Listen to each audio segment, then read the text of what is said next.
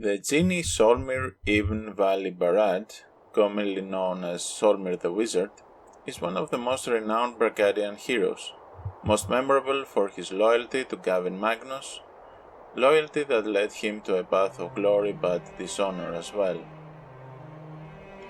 While his early backstory remains unrevealed, Solmir was trapped for 1,000 years inside a lamp.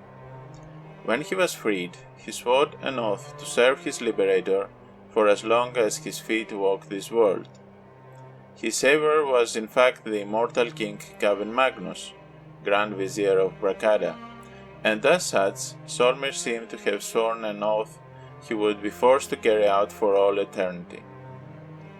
Solmir appeared to take his oath very seriously, becoming legendary among his fellow genies for his dedication and loyalty. He served as one of Braccada's leading generals, going so far as to undertake many of the military duties of Gavin Magnus. He participated as a commander in the Restoration Wars, assisting Queen Catherine Ironfist in her liberation of Erathia. When the Reckoning happened, Solmir carried his master through one of the many magic portals into the new world of Axioth. Together, they started recreating the nation of Braccada. A while after its creation, Gavin Magnus became aware of the founding of another, similar nation called Great Arkan. He intended to unite the two nations, offering his hand in marriage to the nation's queen, Emilia Nighthaven, a distant descendant to Queen Emilia of Amadar. When his offer was rejected, Gavin Magnus ordered Solmir to invade Great Arkan in order to put it under his dominance. Solmir found the task hard to accept, as in all his years of service in Antagrich, he never was instructed to do something that would impugn his honor. However, Solmir's loyalty prevailed, and he agreed to undertake the offensive. In the end, the young queen resisted the invasion successfully and defeated Solmir. For his gallantry, however, he was allowed to live peacefully. As Solmir returned to his master, he was surprised to see his failure not being taken gravely. King Gavin was formulating some secret plans and sent Solmir to visit the Black Dragon's burial grounds, in order to use their skeletal corpses on a new dragon golem war machine. After many struggles, Solmir succeeded on his quest, though at a great cost in both lives and resources. After returning to Braccada's capital with the dragon bones, the construction of the new powerful weapons commenced. However, the dwarves working on these dragon golems proved unreliable as they took control of their own machines and wrecked the capital in the process. Furiously, Gavin Magnus locked himself into his study to find a solution.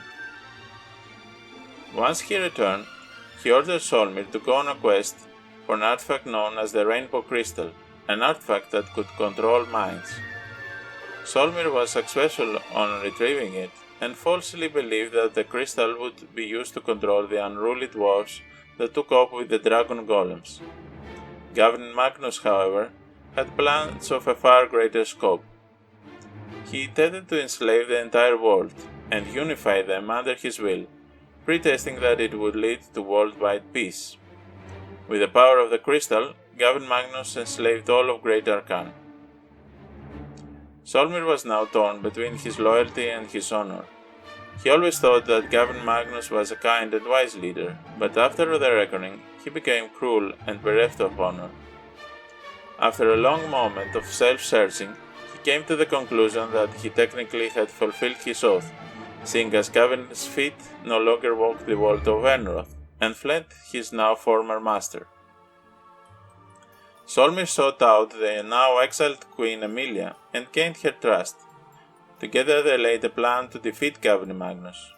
Splitting into two parties, Queen Emilia would seek the Sword of the Gods, a weapon presumably capable of killing Gavin Magnus, if need be, and Solmir would try to find a way to negate the crystal's effects.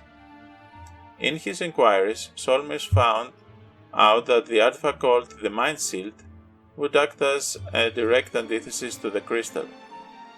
Emilia and Solmir discovered the shield and attacked Gavin. The battle turned in their favor, with Magnus eventually succumbing to his wounds. Unfortunately, the Sword of the Gods was not enough to destroy the immortal king, who rose and attacked Solmir. His attack was blocked by Emilia, taking Magnus' sword in her stomach. Acting fast, Solmir struck the vulnerable pendulum with a lightning bolt, shattering the rainbow crystal and Magnus' mind along with it. With Magnus' mind linked to the pendulum, he had now been reduced to a mindless and powerless man.